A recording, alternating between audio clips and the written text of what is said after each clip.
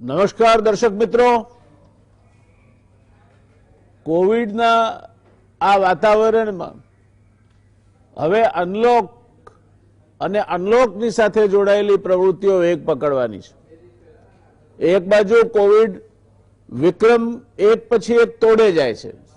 લગભગ 60,000 કરતા પણ રોજના કેસ, અને મને લાગે છે ત્યાં સુધી ટૂંક સમયમાં એથી પણ મોટા આંકડે પહોંચે તો આપણે નવાઈ પામવા જેવું નહીં હોય. તેવે સમય જે અર્થવ્યવસ્થા છે, રિઝર્વ બેંકના ગવર્નર શક્તિકાંત દાસે આ અર્થવ્યવસ્થા સતત નીચી જતી જશે અને 2020-2021નું નાણાકીય વર્ષ આપણે ખાસી નકારાત્મક ગ્રોથ રેટ સાથે પૂરું કરીશું. આ છેલ્લા 70 વર્ષમાં માત્ર 5મી વાર બનવાનું છે, અને તેમાંય નોમિનલ જીડીપી નેગેટિવ જાય. એ અત્યાર સુધી ભારત આઝાદ થયું ત્યારથી અત્યાર સુધીમાં પહેલીવાર આ દેશનો નોમિનલ જીડીપી એ નકારાત્મક હશે. આવા સંયોગોમાં આર્થિક પ્રવૃત્તિઓ વધે, રોજગારી વધે, તરલતા વધે, એ માટેના સતત પ્રયાસો કેન્દ્ર સરકાર, ભારતીય રિઝર્વ બેંક અને રાજ્ય સરકારો કરતી રહી છે. એ પ્રયાસને આગળ વધારતા ગુજરાત સરકારે તાજેતરમાં જ નવી ઔદ્યોગિક નીતિ જાહેર કરી છે. ગુજરાત માટે ઔદ્યોગિક નીતિ એ નવી વાત નથી. ગુજરાત અલગ રાજ્ય બન્યું ત્યારે માથાદીઠ 1 એકરથી ઓછી ખેડાણલાયક જમીન, મોટાભાગે બારમાસી ખેતી, જે આકાશિયા કહી શકાય એના પર નપતી બારમાસી સિંચાઈ વ્યવસ્થાથી વંચિત, અને આર્થિક વ્યવસ્થા જો આગળ વધારવી હોય, મહારાષ્ટ્રની સાથે કદમ મિલાવીને ચાલવું હોય, મુંબઈ મહારાષ્ટ્રમાં ભળ્યું હોય, તો ગુજરાતે એ પડકાર ઉપાડીને ઔદ્યોગિક વ્યવસ્થાના રસ્તે જ આર્થિક વ્યવસ્થાના ક્ષેત્રે અગ્રેસર બનવા માટેની પહેલ કરી. એ પડકાર ઉપાડવાનો નિર્ણય સાચો ઠર્યો.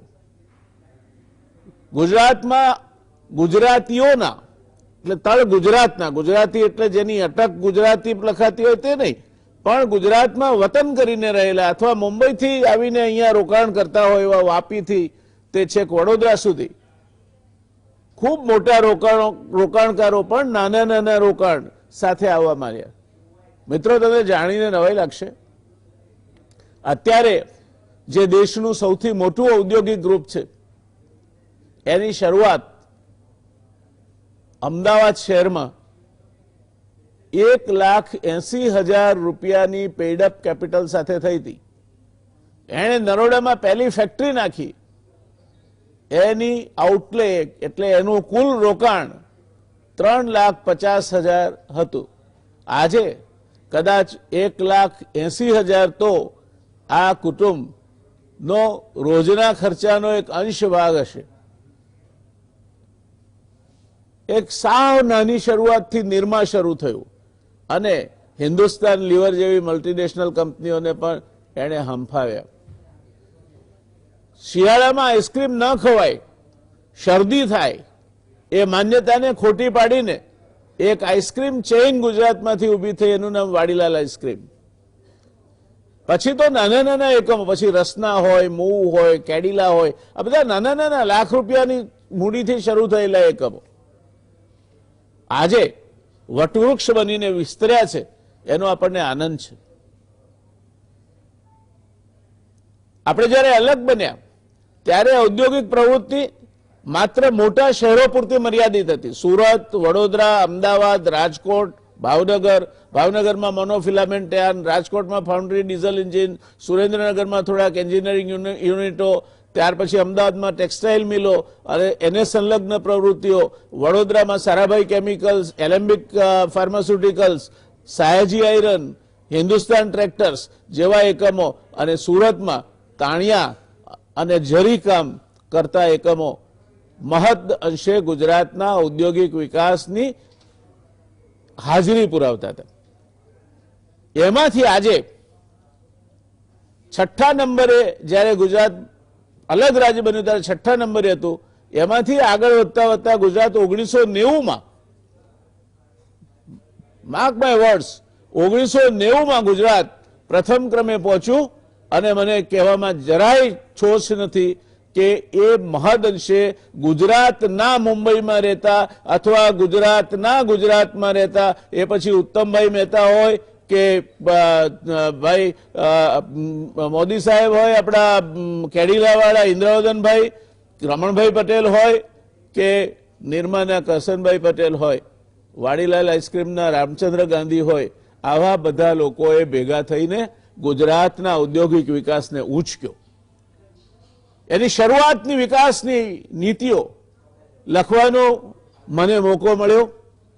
17 વર્ષ ગુજરાતમાં ઔદ્યોગિક વિકાસ કેમ થાય અને કઈ રીતે એનું આયોજન થવું જોઈએ એને લગતી નીતિઓ ઘડવામાં મારી, જેનો હું એમડી હતો, એ સંસ્થા ઇન્ડસ્ટ્રીયલ એક્સટેન્શન બ્યુરો, જો કે અત્યારે તો ડાયવર્સિફાઈ થઈ ગઈ છે, પણ એ વખતે ફોકસ્ડ અટેન્શનથી ઔદ્યોગિક નીતિ અને ઔદ્યોગિક વિકાસના ક્ષેત્રે કામ કરી રહી હતી. ભારતભરમાં એના મોડેલની વાહવા થતી હતી, નકલો થતી હતી. ત્યારે આ પરિસ્થિતિમાંથી ગુજરાત આજની સ્થિતિએ પહોંચ્યું છે. ઔદ્યોગિક વિકાસ હવે માત્ર ગોલ્ડન કોરિડોર એટલે દમણગંગાથી મહી સુધી મર્યાદિત નથી રહ્યો. એ સૌરાષ્ટ્રમાં દુનિયાની 5 ગ્રીનફિલ્ડ રિફાઇનરી કહેવાય, એમાંની એક મોટામાં મોટી રિફાઇનરી જામનગરમાં છે. બીજી પણ એક રિફાઇનરી જામનગરમાં છે. રાજકોટ અને બીજા કેન્દ્રોમાં પણ એન્જિનિયરિંગ ઉદ્યોગ વિકસ્યો છે. મોનોફિલામેન્ટ યાર્ડને બાજુએ મૂકીને અન્ય ધંધાઓ ભાવનગરમાં વિકસ્યા છે. જામનગર બ્રાસપાર્ટનું કેન્દ્ર ગણાતું હતું, હવે જામનગર બીજા ક્ષેત્રે પણ ડાયવર્સિફાય થયું છે. અલંગમાં શિપ બ્રેકિંગનો મોટો ઉદ્યોગ વિકસ્યો છે. આવા અનેક ઉદ્યોગો સાથે ગુજરાત આજે દુનિયામાં વેચાતા 12 હીરામાંથી 11 હીરા ગુજરાતમાંથી પસાર થાય છે. જો કે અત્યારે ઉદ્યોગ મંદીમાંથી પસાર થઈ રહ્યો છે. દર 1 મિનિટે સુરત લગભગ 40 કિલોમીટર કપડું તૈયાર કરે છે. દર 1 મિનિટે 40 કિલોમીટર કપડું સુરત તૈયાર કરે છે. અમદાવાદ માન્ચેસ્ટર કહેવાતું હતું, અમદાવાદની ટેક્સટાઇલ મિલો બંધ થઈ, પણ ભારતમાં પણ ગુજરાતમાં સુરતે ટેક્સટાઇલ ઇન્ડસ્ટ્રીમાં મહત્વનું સ્થાન જાળવી રાખ્યું છે, ગજુ કાઢ્યું છે. નીટિંગમાં પણ સુરત બહુ મોટું, લાખો મશીનો છે અને બહુ મોટું કામ કરી રહ્યું છે. એટલે ડાયમંડ, શાળ એટલે કે કપડું, આર્ટ સિલ્ક અને નીટિંગ, આ ત્રણેય ક્ષેત્રે સુરતમાં ખૂબ મોટું કામ થઈ રહ્યું છે. મહેસાણા સુધીને રસ્તે તમે જો મુસાફરી કરશો તો ત્યાં ઇજનેરી ઉદ્યોગો છે, પ્રિસિઝન સ્ટીલ પાઇપની ઇન્ડસ્ટ્રી પણ છે અને કન્સ્ટ્રક્શન મશીનરી બનાવતા ઉદ્યોગો પણ છે. અનેક ઉદ્યોગો એ રસ્તે વિકસ્યા છે. ત્યારે આપણે સિમેન્ટના એક જમાનામાં 1 લાખ ટનનું સિમેન્ટનું કારખાનું હોય તો બહુ મોટું કહેવાતું.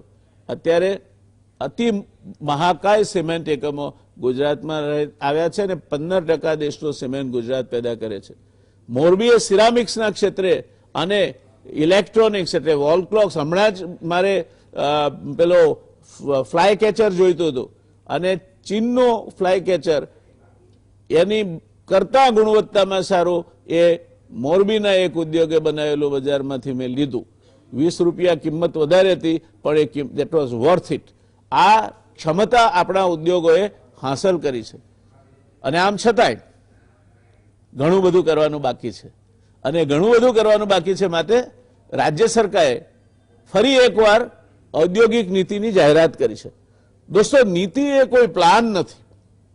નીતિ એ રાજ્ય સરકાર કઈ દિશામાં જવા માંગે છે ને કઈ દિશામાં ઔદ્યોગિક વિકાસને દોરવા માંગે છે એનું એક ડોક્યુમેન્ટ છે.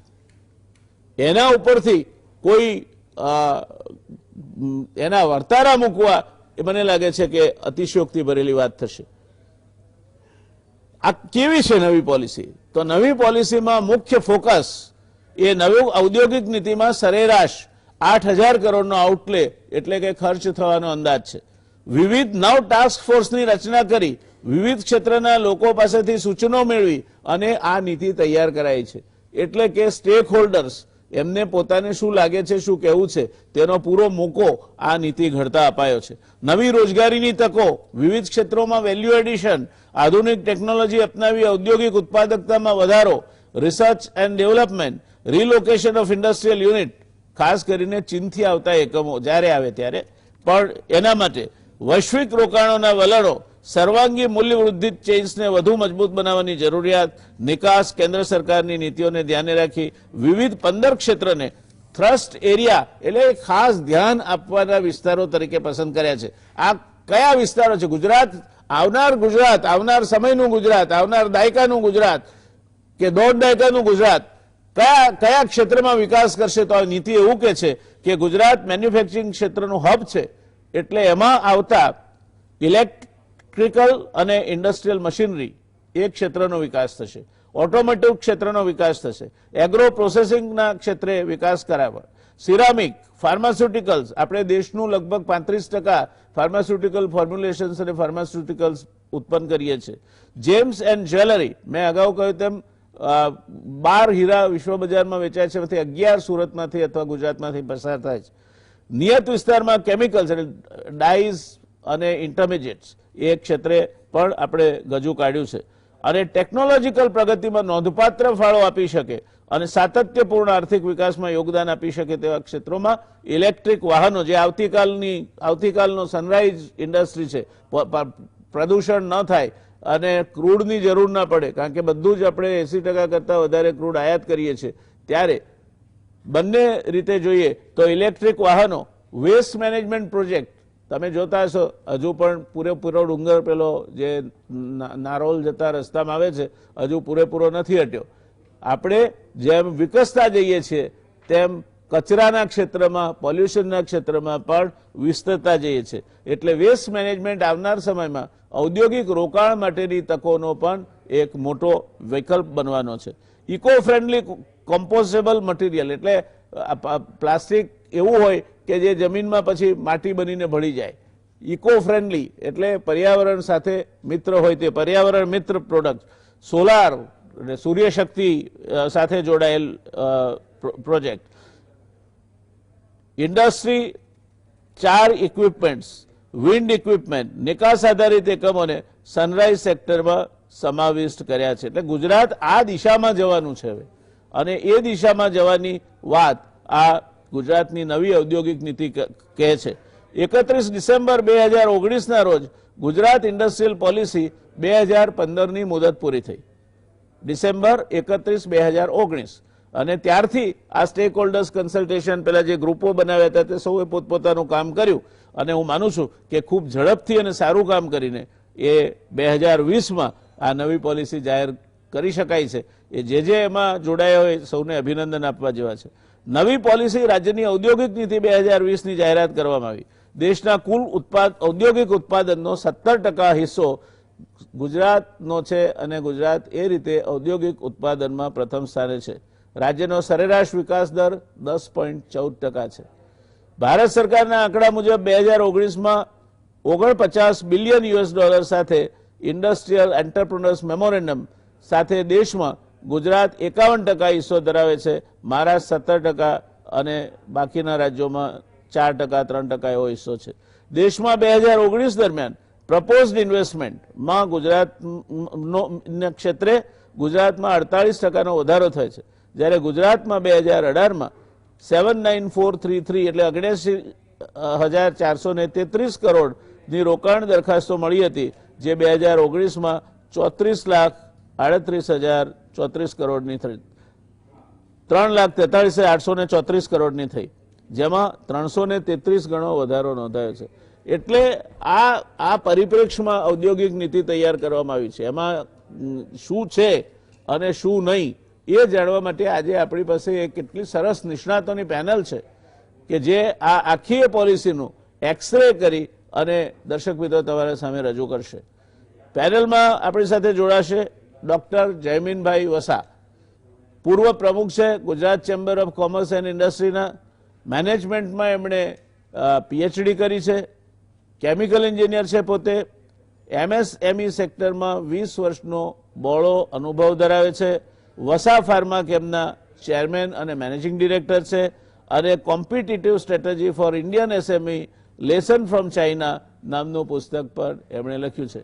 જયમીનભાઈ એક મળવા જેવા માણસ છે અને આ ક્ષેત્રે પોતે જેમાં છે એ ક્ષેત્રની જ એમને વાત કરવાની છે. એ ક્ષેત્રે પણ એમનો પોતાનો અભ્યાસ અને વાંચન ઘણું સારું છે.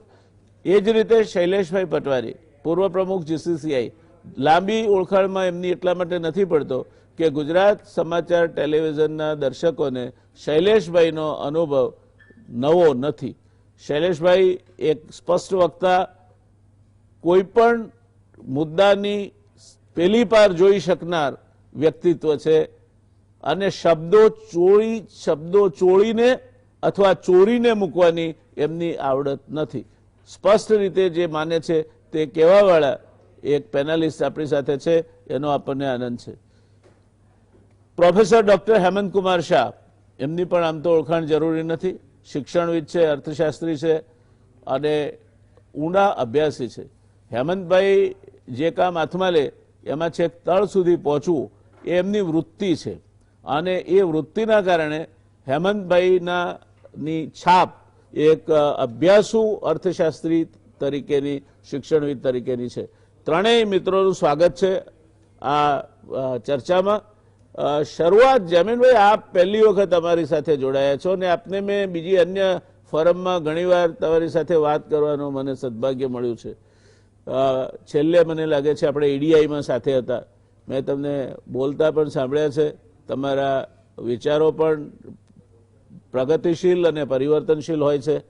તો આપનાથી શરૂઆત કરીએ, કેવી લાગી આ પોલિસી? જી વ્યાસ સાહેબ.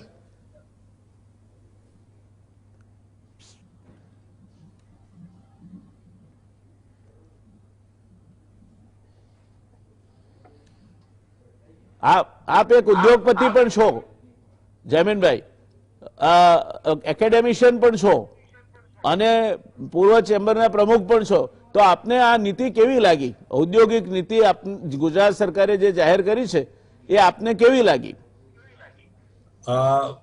સાચું કહું વ્યાસ સાહેબ કે આ નીતિની જયારે ઘડવાની શરૂઆત થઈ ત્યારે એની કમિટીમાં પણ હું હતો અને જૂની નીતિ સાથે નવી નીતિમાં બદલાતા સંજોગોમાં કયા કયા ચેન્જીસ લાવવા જોઈએ કે જેને હિસાબે ખાસ તો એમએસએમઈ ક્ષેત્રને વધારે વેગ મળે.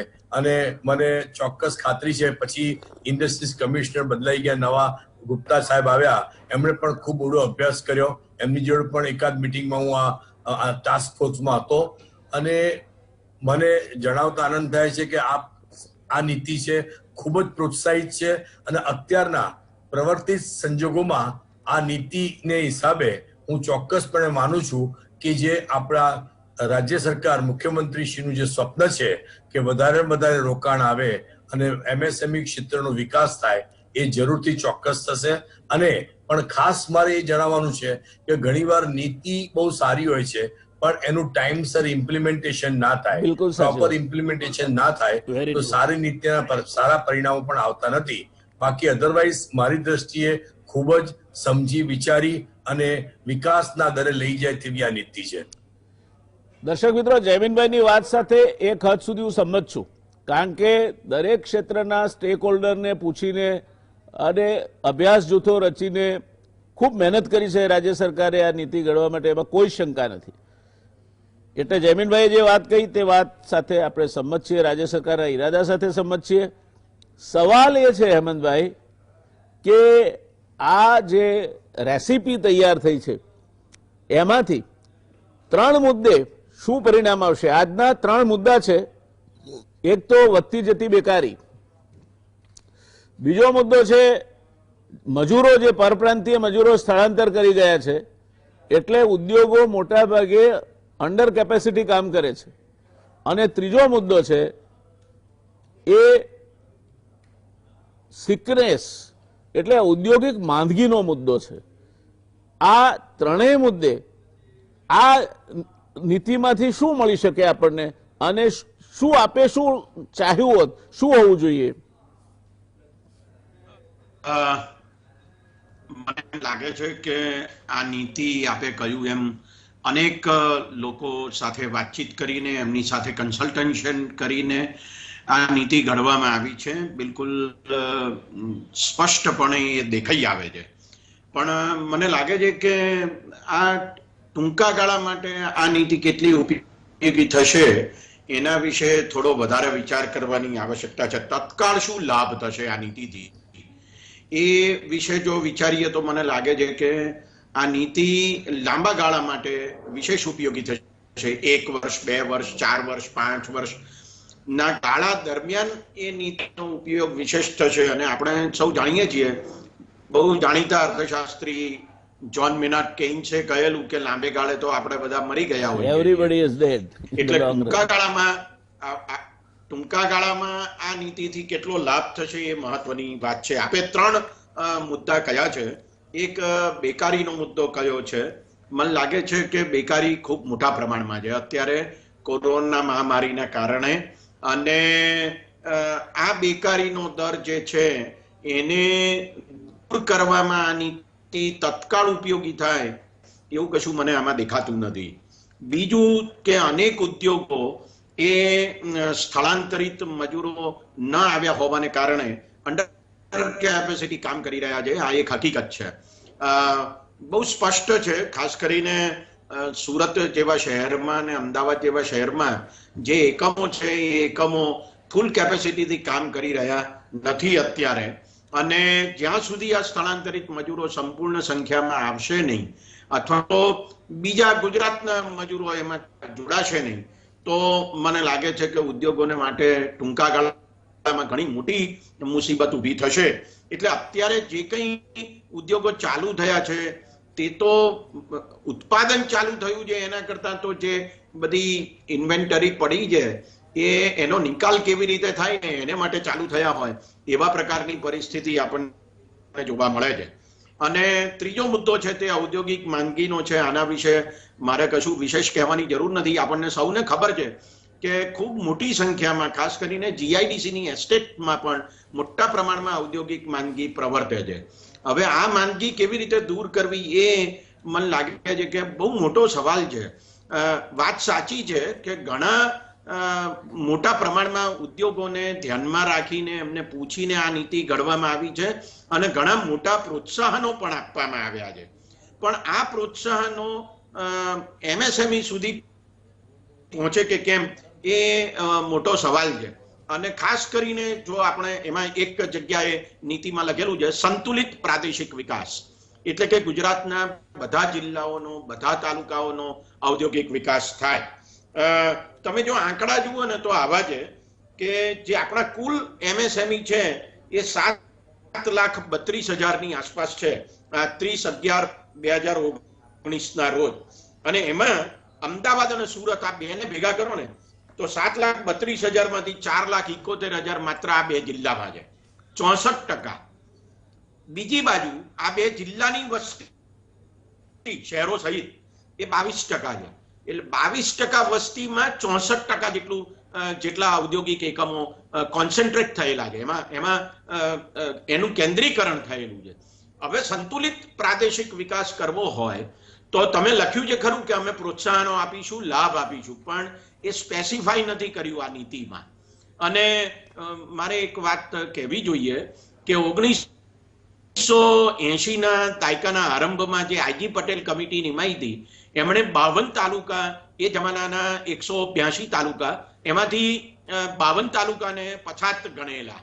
પછી 2005માં વીઆરએસ કોલગી સમિતિ નિમાઈ, અને એનો જો તમે અહેવાલ વાંચો તો તમને ખબર પડે કે 1982-83માં જે 52 તાલુકા પછાત હતા એ 52 તાલુકા વળી પાછા 2005માં પણ પછાત હતા. મને લાગે છે કે ફરી એકવાર આપણે આવી એકાદ સમિતિ નિમવાની આવશ્યકતા છે, નવા ક્રાઇટેરિયા સાથે પછાતપણાને ડિફાઇન કરવાની આવશ્યકતા છે. અને આ જે આંકડા બતાવે છે એ આંકડા એમ કહે છે કે ઔદ્યોગિક વિકાસ અમુક જિલ્લાઓ પૂરતું વધારે પડતો કેન્દ્રિત થયેલો છે. એટલે સંતુલિત વિકાસ થાય તો વધારે સારું એમ આપણે ચોક્કસ કહી શકીએ. અને છેલ્લે મારે બે મુદ્દા કહેવા છે. વાત સાચી છે કે એમએસએમઈ ને માટે ઘણી બધી રાહતો આપવાની જોગવાઈ આમાં કરવામાં આવી છે, પણ મોટા એકમો માટે બે મોટી જોગવાઈ છે. એક જોગવાઈ 40 કરોડ રૂપિયાની સબસિડી મોટા એકમો માટે આપવાની જોગવાઈ છે, અને બીજું ખાનગી ઇન્ડસ્ટ્રીયલ પાર્કને રૂપિયા 30 કરોડ જેટલી સબસિડી આપવાની જોગવાઈ છે. આ કેપિટલ સબસિડી છે, એટલે મૂડી રોકાણ માટે આપવામાં આવતી સબસિડી છે. હવે જો મને તો એમ લાગે છે કે ખાનગી એકમોને આટલા મોટા પ્રમાણમાં સબસિડી આપવામાં આવે, સીધી રોકડ સબસિડી મૂડી રોકાણ માટે આપવામાં આવે, તો એ ઉદ્યોગો ખાનગી કહેવાય કે સરકારી કહેવાય એ નથી સમજાતું, અથવા કેટલા પ્રમાણમાં એ સરકારી સહાયથી ચાલે છે અને સબસિડીથી ચાલે છે. આપણે ઘણીવાર બૂમો પાડીએ છીએ કે ખેતીમાં અને ખેડૂતોને આટલી બધી સબસિડી આપવામાં આવે છે, તો ઉદ્યોગોને કેટલી સબસિડી આપવામાં આવે છે એના આંકડા આપણને ભાગ્યે જ સાચા આંકડા મળતા હોય છે. મને યાદ છે કે 2002 થી 2007 સુધીમાં ઉદ્યોગોને, ગુજરાતમાં ઉદ્યોગોને લગભગ 34,000 કરોડ રૂપિયાની સબસિડી આપવામાં આવી હતી. તો ગુજરાતમાં ઔદ્યોગિક વિકાસ થાય, એ મેન્યુફેક્ચરિંગ હબ બને, એ બહુ સારી વાત છે, એમાં કશું ખોટું નથી. પણ સાથે સાથે આપણે ત્યાં જે પ્રદૂષણની સમસ્યા વિકસે છે, વકરે છે, એને વિશે પણ આપણે વિશેષ ચિંતા કરવાની જરૂર છે. એટલે બે બાબત થાય છે, એક બાજુ આપણે વિકાસ કરવો છે અને બીજી બાજુ પર્યાવરણ પણ સાચવવું છે. હવે એ ખરેખર સાચવવું છે કે કેમ, એ વિશે એ તદ્દન જુદો જ મુદ્દો છે. હું અત્યારે એની ચર્ચામાં જતો I think we will discuss it sometimes. અત્યારે આપણે એટલે અટકીએ. આ બે મુદ્દાઓને સાથે જોડીને પણ ખાસ કરીને પર્યાવરણ સાથે, સ્વચ્છ પર્યાવરણ સાથે સંબંધિત એવા ઉદ્યોગો માટે પણ આ નીતિમાં જે જોગવાઈ કરવામાં આવી છે સારી છે, પણ મને લાગે છે કે ખાસી અપૂરતી છે. એ જોગવાઈ વધારે કરવી જોઈતી હતી એમ હું ચોક્કસ કહી શકું. બાકી મુદ્દા આપણે પછી ચર્ચીએ. જી, આભાર. બે ત્રણ મુદ્દા આપે જે કહ્યું એના ઉપર મારા થોડાક પૂરક મુદ્દા છે. એક તો આજે આપે સબસિડી, જંગી સબસિડી ખાનગી ઉદ્યોગોને આપવાની વાત કરી, એમાં એને જોવા જેવું છે વિગતે. ઉર્જાનો વપરાશ એક સાથે એક કોમન બોઇલર રાખી અને ક્લસ્ટર કરો તો એ બોઇલરની કોસ્ટ જે થાય તેના પેટે 50% સબસિડી સર્ટેન સીલિંગમાં આપવાની વાત છે. એટલે I think it's a common facility, common infrastructure. Similarly industrial એસ્ટેટમાં તમે રસ્તા બનાવો, બાકીનું બધું બનાવો, જે નોર્મલી જીઆઈડીસી બનાવે છે, તો એનું તમને પોતાને બનાવવા માટે ઇન્સેન્ટિવ મળે તેટલા માટેની આ સબસિડી છે. કોઈ વ્યક્તિગત એકમને આપવાની સબસિડી નથી. It's a common kitty in which the government is contributing. I think it's a welcome thing. ત્રીજું કે આપણે વિસ્તાર વિકાસ અથવા સમતોલ વિકાસ એ માત્ર ઔદ્યોગિક વિકાસથી જ થઈ શકે એમાંથી બહાર આવવાની જરૂર છે. દરેક જિલ્લાના વિકાસના ઉદ્દીપકો નક્કી કરવા જોઈએ. કોઈ જગ્યાએ પોલ્ટ્રીથી વિકાસ થઈ શકતો હોય, કોઈ જગ્યાએ વન અને વન્ય પેદાશોથી થઈ શકતો હોય, કોઈ જગ્યાએ મવેશી એટલે આ ઘેટા બકરા ને એ બધાના સંવર્ધન ને એના લીધે થઈ શકતો હોય, કોઈક જગ્યાએ બાગાયત, દાખલા તરીકે તલાલાથી માંડીને આખો બેલ્ટ છે, કચ્છ એનું આદર્શ ઉદાહરણ છે. કચ્છમાંથી અત્યારે સારામાં સારી ખારેકથી માંડીને કેરી સુધી નિકાસ થાય છે. એટલે આપણે આ સમતોલ વિકાસની જ્યારે વાત કરીએ ત્યારે ઔદ્યોગિક વિકાસ એકલો જ વનેચરની આમાં કૂટાયા કરે એ બરાબર નથી. અને રાજ્ય સરકારે વિકાસના ઉદ્દીપકો નક્કી કરીને જિલ્લા દીઠ એની પ્રાયોરિટી આપવી જોઈએ, ઝોનિંગ કરવું જોઈએ. બધે જ ઔદ્યોગિક વિકાસ લઈ જવાથી તો બરબાદી થશે. આપે સાવ સાચી વાત કહી, કારણ કે as employment and economic activity R positive outcomes of industry, the pollution is the negative outcome of the industry. એટલે આ સમુદ્ર મંથનમાંથી ઝેર નીકળવાનું છે અને એને પીવા માટે કોઈક શિવ જોઈશે, એ વાત આપણે ખ્યાલમાં રાખવી જોઈએ. પણ otherwise the points well taken. Shaileshbhai, આપનો વારો. આ પોલિસીમાં જેના આપ હંમેશા ચિંતા કરો છો એ આપણે પેલો ઘરના છોકરા ઘંટી ચાટે ઉપાધ્યાયને આટો, આપણે નવા એકમો જોઈએ છીએ, પણ જે હયાત એકમોમાં મોટું રોકાણ ફસાયેલું પડ્યું છે, જેને થોડીક જો મદદ મળે તો બચી જાય તેમ છે, તેવા જે બાઉન્ડ્રી લાઇન સિક યુનિટ્સ છે એના વિશેનો કોઈ ઉલ્લેખ જોવા મળતો નથી. શું કહેવું છે આપને એના વિશે?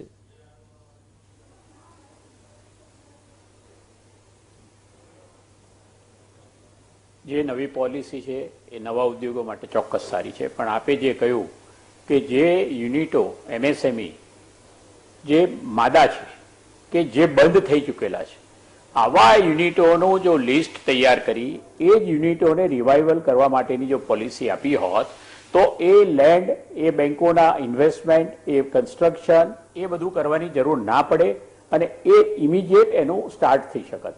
એટલે એને માટે એક પોલિસી હોવી જોઈએ, એને માટે એક ડેટા હોય જોઈએ. છેલ્લા 3 વર્ષથી ચેમ્બર વતી અમે વારંવાર કહેતા હતા કે જીઆઈડીસી અને આઈસી ડિપાર્ટમેન્ટે એક ડેટા કરવો જોઈએ કે આટલા યુનિટો આટલી ઇન્ડસ્ટ્રીના બંધ થયેલા છે, આ કેટેગરીના બંધ થયેલા છે. તો એ ઇન્ડસ્ટ્રી જે કોઈ લેતું હોય એને માટે આવી જો કોઈ સબસિડી આપી હોય તો જે ઇન્ફ્રાસ્ટ્રક્ચર રેડી પડ્યું છે એનો ઉપયોગે થઈ જાય અને નવા ઇન્ફ્રાસ્ટ્રક્ચરના પૈસા રોકાણ ના થાય.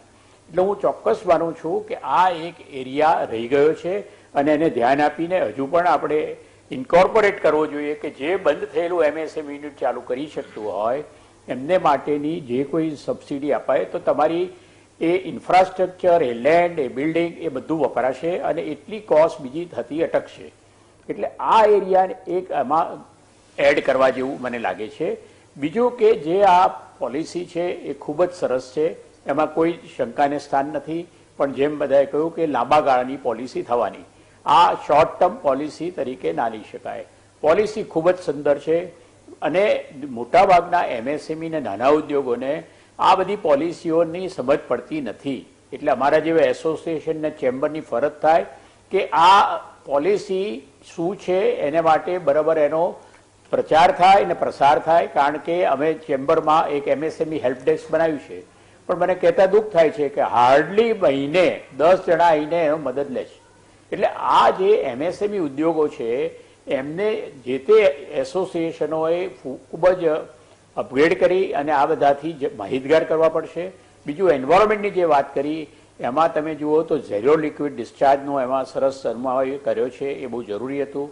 બીજું 25%ની જે સબસિડી હતી એન્વાયરમેન્ટ પ્રોજેક્ટમાં, કોમન ફેસિલિટીમાં, એ વધારીને 40% કરી છે, એ પણ બહુ આવકાર્ય છે.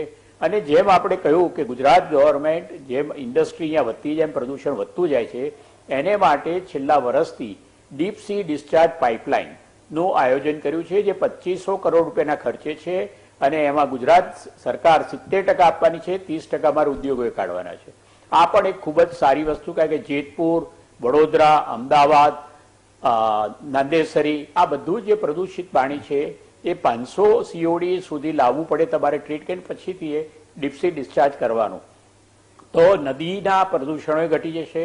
અને આ જે બધી વસ્તુ ગુજરાત ગવર્મેન્ટ કરી રહી છે તો ઇન્ડસ્ટ્રીયલાઇઝેશનની સાથે સાથે આ જે પર્યાવરણનું પણ ધ્યાન રાખી રહ્યા છે એ મારે આપને જણાવવું જોઈએ. કારણ કે 2500 કરોડની પાઇપલાઇનમાં 70% ગવર્મેન્ટ ઓફ ગુજરાત આપવાની છે, 30% અમારા ઉદ્યોગોએ આપવાના છે. અને જેતપુરનું પ્રદૂષણ પણ જતું રહેશે ને બધું જ પ્રદૂષણ એને કરતાં જે 3-4 વર્ષનો ટાઈમ એનું ઇન્ડેન્ટ બહાર પડી ગયું. અમારી પાસે 10% પૈસા પણ અમે ઉઘરાવી દીધા. એટલે આ પ્રોજેક્ટ ચાલુ છે. એટલે government is conscious about environment. બીજું નેશનલ ગ્રીન ટ્રિબ્યુનલ જે છે એટલી બધી પેનલ્ટીઓ કરે છે એટલે ઇન્ડસ્ટ્રી પણ સમજી ગઈ છે કે હવે પ્રદૂષણ ચાલશે નહીં. એટલે દરેક રીતે જુઓ તો પ્રદૂષણ ચોક્કસ જ્યારે પણ ડેવલપમેન્ટ થાય તેનો સામેની સાઈડે પ્રદૂષણ ઊભું થતું જ હોય છે. પણ હવે જે વેસ્ટ ટુ પ્રોડક્ટ એ પણ આપણે ત્યાં ઘણું સારું થઈ રહ્યું છે. ઇન્ડસ્ટ્રીયલ સિમ્બાયોસિસ પણ ઘણું સારું થઈ રહ્યું છે. આજની તારીખમાં જુઓ તો એમએસએમઈ માટે હવે defence will be one of the big area one can invest.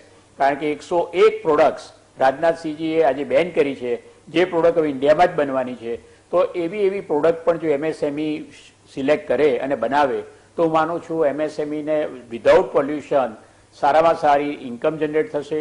મને એક કહેતા હજુ મને સમજ નથી પડતી કે હું 1300 ઇન્ડસ્ટ્રીનું નળોએ ઇન્ડસ્ટ્રીયલ એસ્ટેટ ચલાવું છું.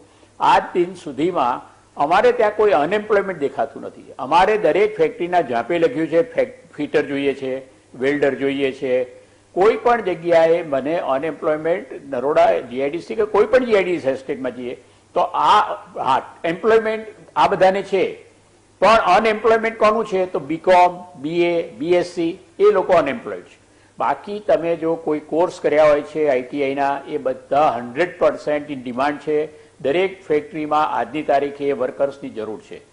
બીજું કે જે અત્યારના પ્રોડક્શન છે અમારા કેમિકલનું, ડાઇઝનું, except textile, I think 85% industrial production has started. કારણ કે હું સીટીપી ચલાવું એટલે મને ખબર છે કેટલું કેમિકલનું પ્રોડક્શન હતું ને કેટલું પાણી આવવા માંડ્યું. ટેક્સટાઇલ એક બંધ છે કારણ કે એમાં સોશિયલ ડિસ્ટન્સિંગનો મોટો ઇસ્યુ છે અને વર્કર્સ વધુમાં વધુ હોય, 700 થી 800 minimum workers at a time ચાલતા હોય તો એ સોશિયલ ડિસ્ટન્સિંગ મેનેજ નથી થતું અને આખું પ્રોસેસ હાઉસ સીલ થઈ જાય જો કોઈ કોરોના વાળો નીકળે તો. એટલે પ્રોસેસ હાઉસીસ ચાલતા નથી. બાકી દરેક અત્યારની ઇન્ડસ્ટ્રી 80 to 85% થી ચાલુ થઈ ગઈ છે અને હું માનું છું આ ઇન્ડસ્ટ્રીયલ પોલિસીનો લાભ ચોક્કસ જૂનાને નથી, પણ હું માનું છું કે ઘણી એફડીઆઈ કે જે અહીંયા આવવા માંગે છે. એક જ મોટો મારો ઓબ્જેક્શન અમારા બધાનો હતો, અમે ચેમ્બર તરફથી એ વારંવાર રજૂઆત કરી હતી કે તમે એમએસએમઈની જે ઇન્વેસ્ટમેન્ટ જે 10 કરોડનું વધારીને 50 કરોડ કર્યું ને ટર્નઓવર 250 કરોડ કર્યું, એનો લાભ મોટી ઇન્ડસ્ટ્રીઓ નવી આવશે 3 કે 4 યુનિટમાં વેચાઈ જવાનું અને એ બધો લાભ એ એમએસએમઈના નામે એ મોટી ઇન્ડસ્ટ્રીઓ લઈ જશે અને નાની ઇન્ડસ્ટ્રીઓને એમએસએમઈના પૈસા નહીં મળે. આ એક ખૂબ જ ચેતવણી વાળી વાત છે કારણ કે દરેક મોટી ઇન્ડસ્ટ્રીઓ 200 કરોડનું ઇન્વેસ્ટમેન્ટ હશે તો 50 કરોડના 4 યુનિટ કરશે અને જેટલા એમએસએમઈના પૈસા હશે એ બધા હોય.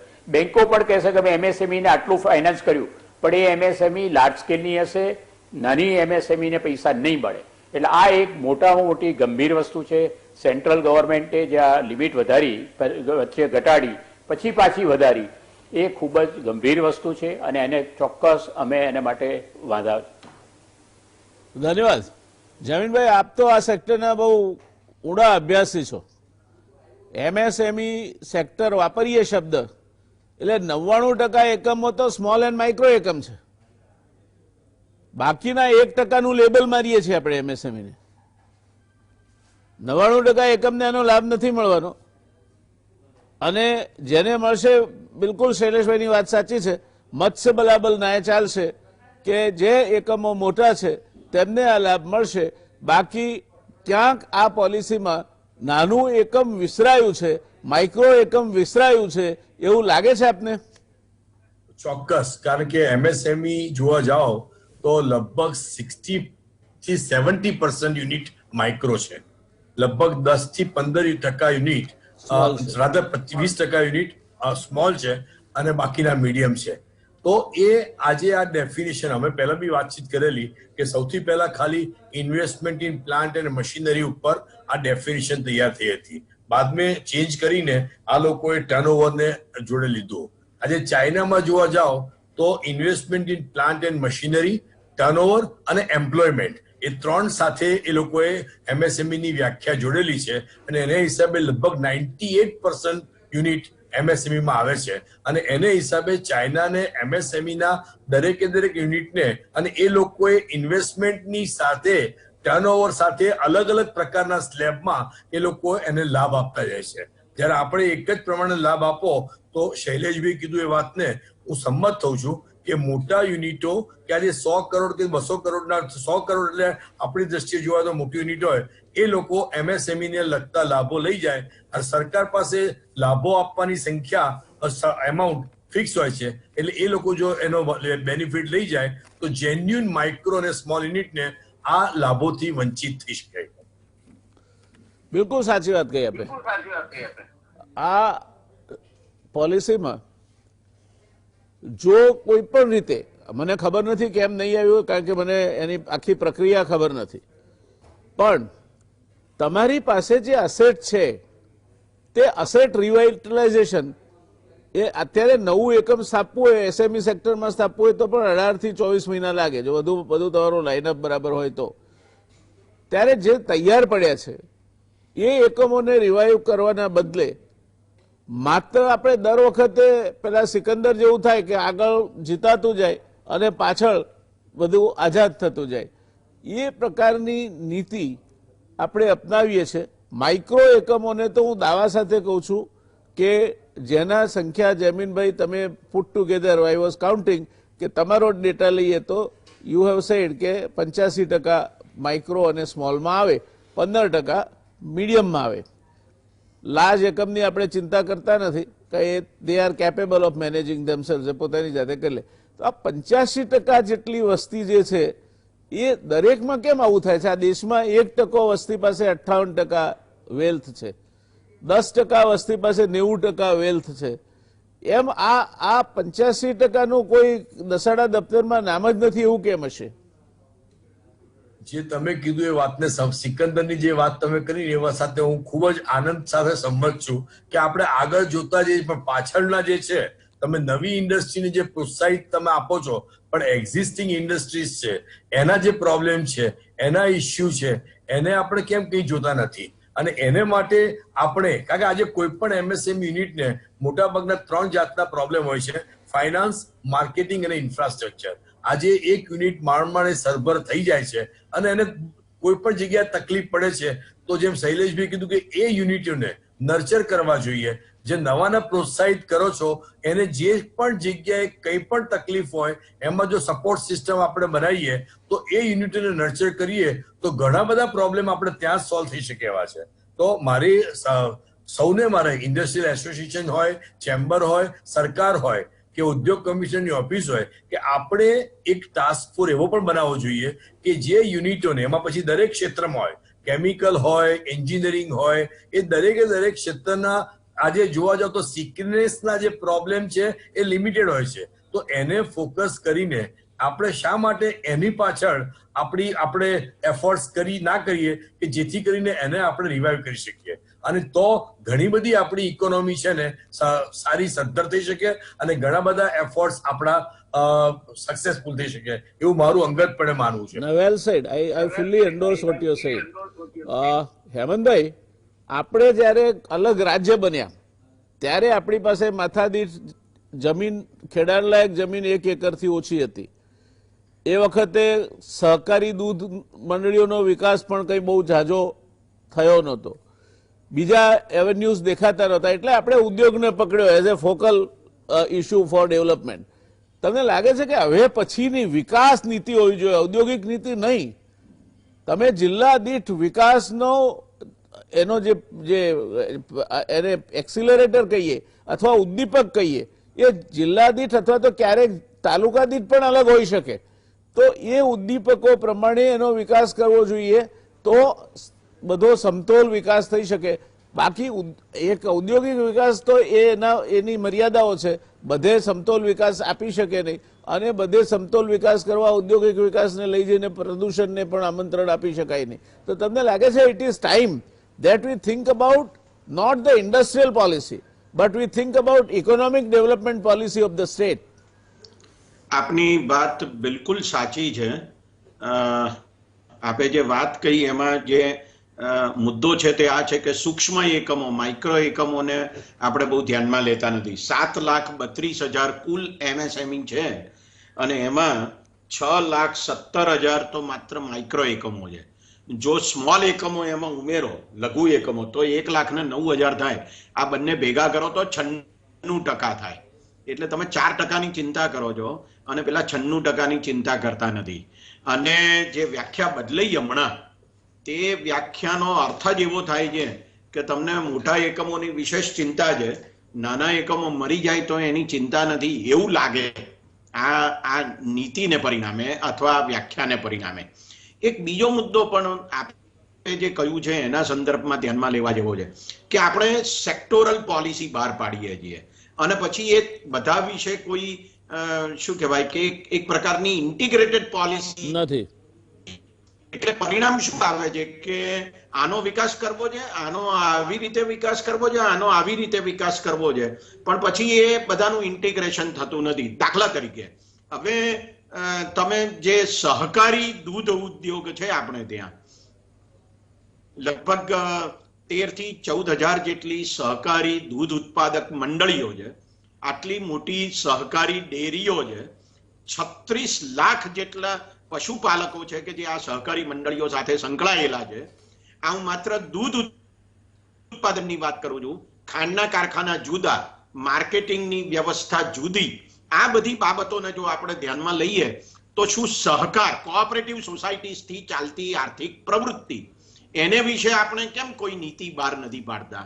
એને વિશે કેમ આપણે કશી ચિંતા નથી કરતા કે જેમાં આટલા મોટા પ્રમાણમાં રોજગારી મળે છે અને લોકો ટકે છે? આપ વિદ્વાન છો અને જાણતા હશો, અહીંયા બંને વડીલ મિત્રો છે કે 1970-80 ના દાયકામાં જ્યારે ગુજરાતમાં બહુ મોટા દુકાળ આવ્યા હતા ત્યારે આ દૂધ ઉત્પાદક સહકારી મંડળીઓએ ગુજરાતના પશુપાલકોને ટકાવ્યા હતા. ખેડૂતો પાસે પણ પશુઓ હતા એ ટકી ગયા હતા. આ હકીકતોને આપણે કેવી રીતે ભૂલી શકીએ અને શા માટે એને અવગણીએ છીએ એ મને નથી સમજાતું. ઇવન હું એમ પણ કહી શકું કે ભણાવવામાં પણ જે યુનિવર્સિટીઓના અભ્યાસક્રમો છે એમાં ઇકોનોમિક્સમાં પણ સહકારી પ્રવૃત્તિને જાણે કે અવગણવામાં આવતી હોય એવા પ્રકારની પરિસ્થિતિ છે. તો મને લાગે છે કે ખેતી, ઉદ્યોગો, સેવાઓ અને અલગ રીતે સહકારી પ્રવૃત્તિ આ બધાને એક સાથે સાંકળીને આર્થિક વિકાસની નીતિ ઘડવી જોઈએ અને એમાં બે બાબતો વિશેષ ધ્યાનમાં રાખવી જોઈએ. એક રોજગારીની બાબત અને બીજી પર્યાવરણની બાબત.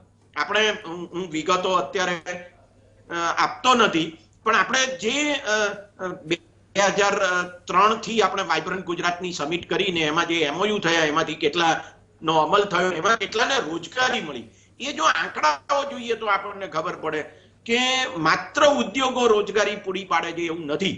એ જરૂરી છે કે ઉદ્યોગો હોય, એ વાત સાચી કે પંખો કે મોબાઈલ ફોન કે લેપટોપ કે સ્ટીલનો ગ્લાસ એ કઈ ખેતરમાં વાવો ને ખેતરમાં ઉગે એવું ના બને, એને માટે ઉદ્યોગ જ જોઈએ. પણ અગત્યનો મુદ્દો એ છે કે આ ઉદ્યોગો દ્વારા રોજગારી મળે અને ખેતી કે સેવાઓ મારફતે રોજગારી ના મળે એવો એક આપણો આખો ખ્યાલ ઉભો થઈ ગયો છે. ગુજરાતમાં વિશેષ પ્રમાણમાં ઉભો થયેલો છે. મને લાગે છે કે એના સંદર્ભમાં આપે કહ્યું તેમ એક ઇન્ટિગ્રેટેડ ડેવલપમેન્ટ પોલિસી ઊભી થવી જોઈએ કે જે બધાની સાથે સામંજસ્ય ઊભું કરતી હોય અને એ મને લાગે છે કે ગુજરાતના વિકાસને માટે વધારે આવશ્યક છે. જી શૈલેષભાઈ, આપણી Gujarat chamber of commerce and industry તો પ્રીમિયર ચેમ્બર છે. લગભગ 1975 થી જેટલા પ્રમુખશ્રીઓ આવ્યા એમને જાણવાનું અને ક્યાંક ને ક્યાંક એમની સાથે કામ કરવાનું સદભાગ્ય પણ હમણાં છેલ્લા 10 વર્ષ બાદ કરીએ તો મને મળ્યું છે. તો ગુજરાત ચેમ્બર ઓફ કોમર્સ એમાં કોમર્સ સાયલેન્ટ થઈ ગયું છે અને ગુજરાત ચેમ્બર ઓફ ઇન્ડસ્ટ્રી થઈ ગયું છે તમારું. એનું બદલે ઇકોનોમિક એક્ટિવિટીના ઘણા બધા પેરામીટર્સ છે. હેમંતભાઈએ કહ્યું એમ સહકારી દૂધ મંડળીઓ છે, સહકારી ખાંડ મંડળીઓ છે, સહકારી તેલ મંડળીઓ છે અને હવે ખેડૂતને જો પગભર કરવો હશે તો એના ઉત્પાદન અમૂલ જેવી કોઈ બ્રાન્ડ સાથે આપણે પ્રોસેસ કરી અને વેચવા પડશે. આ ટેકાના ભાવથી ખેતી થશે નહીં. એટલે એ પરિસ્થિતિમાં આપ તો બહુ અનુભવી માણસો છો. અહીં બે ચેમ્બરના બે પૂર્વ પ્રમુખો સાથે હું વાત કરી રહ્યો છું. આઈ એમ હેપી કે you are very experience, very enlighten, બધા ભવિષ્યને જોઈ શકવાવાળા માણસો છો. તો આ ગુજરાત ચેમ્બર ઓફ કોમર્સમાં પાછો કોમર્સ ક્યારથી સજીવ થશે? અને આ જે નાના નાના એકમો છે, જે 96% એકમો છે, જેના બાબતમાં કોઈ એનો રણીધણી જ નથી, તો ચેમ્બર કેમ એ દિશામાં કોઈ પ્રવૃત્તિ ના કરે?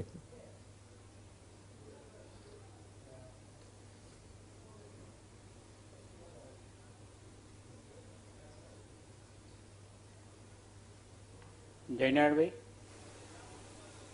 હલો. હાજી બોલો, સંભળાય છે. Please go ahead. Please go ahead. હા, અચ્છા, તમારી વાત સાચી છે. ચેમ્બરમાં કોમર્સને પણ એટલું જ પ્રાધાન્ય આપવામાં આવ્યું છે.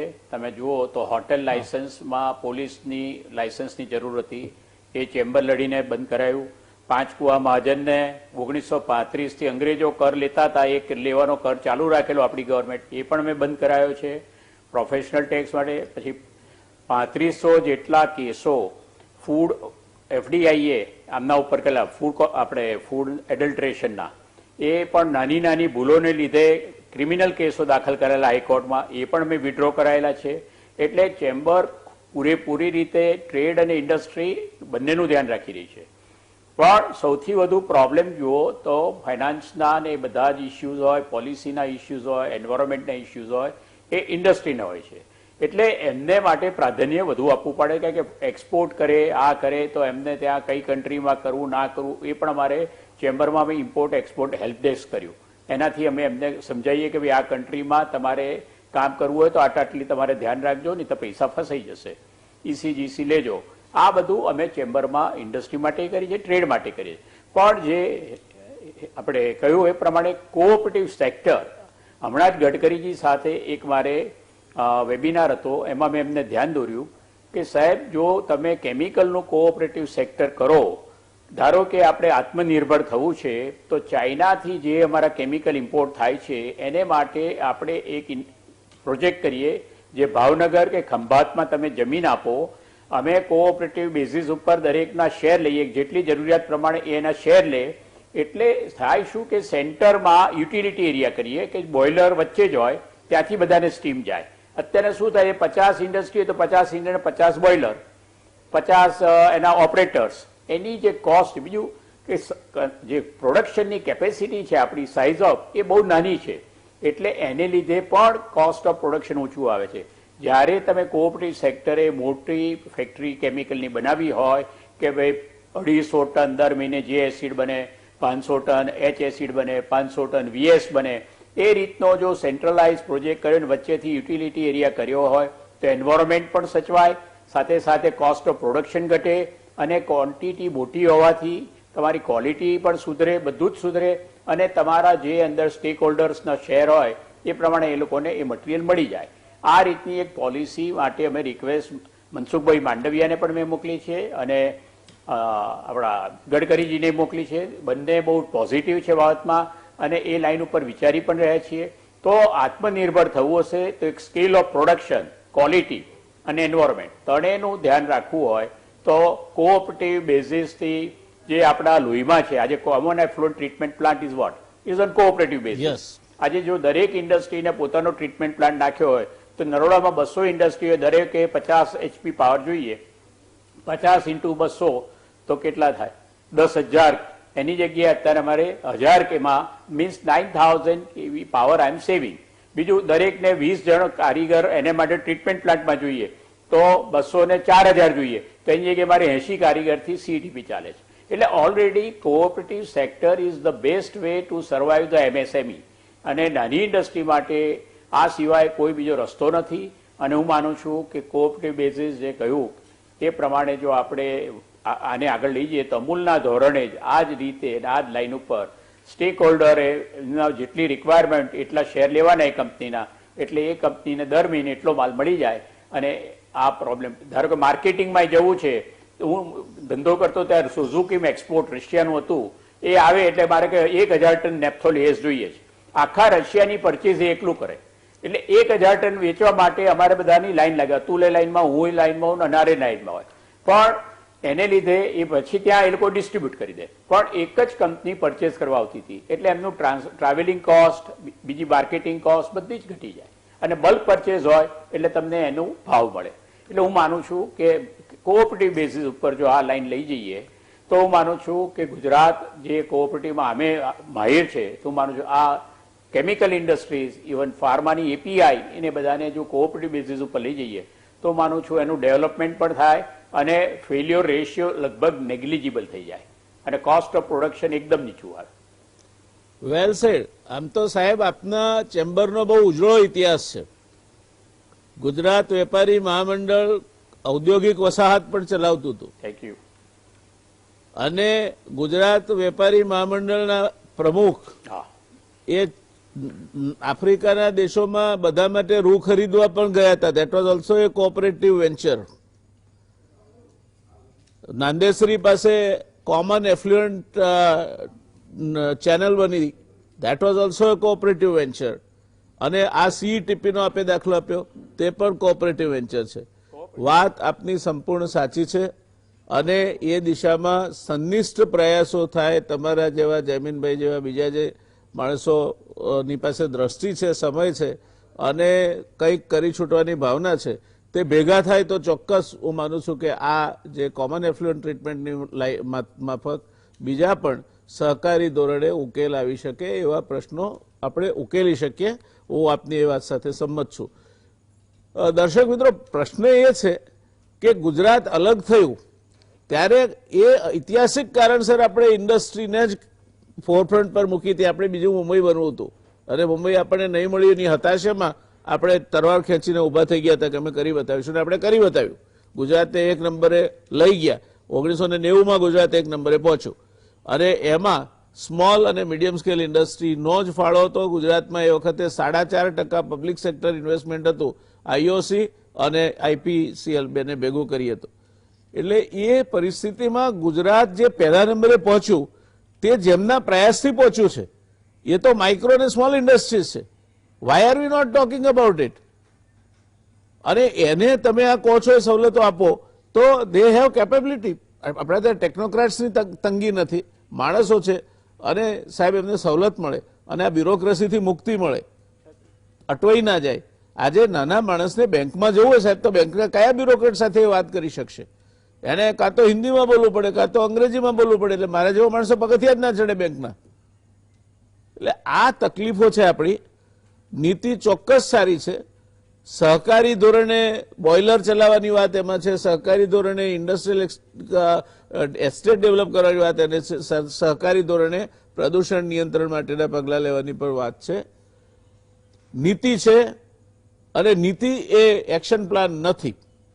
એટલે આજે આના કેટલાક મુદ્દાની આપણે ચર્ચા કરી. સરકારના આ ઇનિશિયેટિવને આવકારીએ છીએ, પણ એમાં સિક યુનિટ્સ અને સ્મોલ અને માઇક્રો યુનિટ્સ માટેનું એક વિશેષ ઇનિશિયેટિવ લેવાયો હોત તો કદાચ વધારે ઉપયોગી નીવડત. અને છેલ્લે ઉદ્યોગ જ માત્ર વિસ્તાર વિકાસનો ઉદ્દીપક નથી. દરેક વિસ્તાર વિકાસ સાથે જુદા જુદા ઉદ્દીપકો જોડાયેલા છે. એટલે આપણે રાજ્ય તરીકે જો વિચારવું હોય તો કૃષિથી માંડીને સહકારી દૂધ, સહકારી ખાંડ, આ બધા ક્ષેત્રોનો એક સંપુટ બનાવી અને આપણે વિકાસનું મોડેલ તૈયાર કરવું પડશે. ત્યાં સુધી એકબીજાના પૂરક બને બીજા એકબીજાની પોલિસી થકી એ શક્યતાઓ બહુ ઓછી દેખાય છે. એટલે આવનાર સમયમાં આપણે આશા રાખીએ કે રાજ્ય સરકાર એક એવી ઇન્ટિગ્રેટેડ પોલિસી આપે કે which results into balance regional growth. આજે હેમંતભાઈ જે વાત કરી એ દૂધના કારણે અનેક વિધવા માં પોતાના દીકરાને ભણાવી શકે છે કે પોતાની દીકરીને પરણાવી શકે છે. આજે ઉત્તર ગુજરાતમાં એટલા બધા ઉદ્યોગો નહોતા, આજે નથી, અને છતાંય ઉત્તર ગુજરાતના માણસના ચહેરા પર લાલી છે. એ thanks to Banas and thanks to Dudhsagar dairy. હવે આ બધામાં એ બધા પાટા ઉપર ચાલે એ હવે ચિંતા કરવાનો વખત આવે છે. કારણ કે હવે જે એમાંથી બહાર આવવા માંડ્યું છે, આપણે જો આ આવી સરસ સદ્દર ડેરી ઉપર પણ આપણે જો ઘી બનાવટી આવે એટલો વિશ્વાસ ના મૂકી શકતા હોઈએ તો ચિંતાનો વિષય છે. એટલે આજે આપણે આ ચર્ચાનું સમાપન કરીએ છીએ અહીંયા, પણ આવનાર સમયમાં આપણે ફરી મળીશું સ્મોલ અને માઇક્રો ઇન્ડસ્ટ્રીઝ માટે અને ઓવરઓલ ઇન્ટિગ્રેટેડ ડેવલપમેન્ટ પોલિસી માટે. ત્યાં સુધી દર્શક મિત્રો આજની ચર્ચાને આપણે સમાપ્ત કરીએ છીએ. મળીશું પાછા આવતીકાલે એક નવા વિષય સાથે. ધન્યવાદ. જોતા રહેજો ગુજરાત સમાચાર ટેલિવિઝન. શુભરાત્રી, શબ્બા ખેર.